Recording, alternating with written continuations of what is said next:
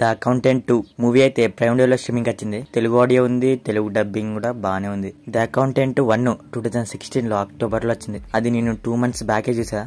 బాగుంటది 1. అది తెలుగులో లేదు, కానీ ఇది తెలుగులో ఉంది. ఇప్పుడు ఇన్ని సంవత్సరాలకి దీనికి పార్ట్ 2 తీశారు. ఇక మూవీ చూసాక నాకైతే అస్సలు నచ్చలేదు.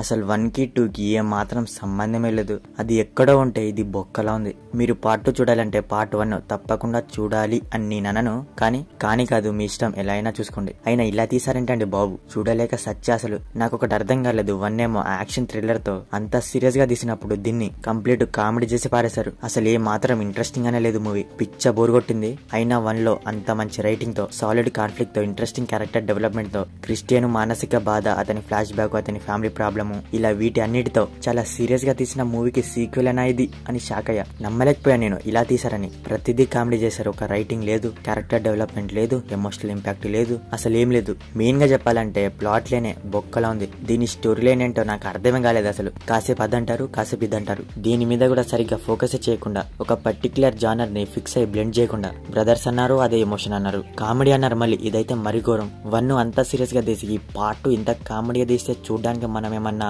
ఇందులో మెయిన్ గా క్రిస్టియన్ క్యారెక్టర్, అతని బిహేవియర్ చూసే షాక్ అయ్యా.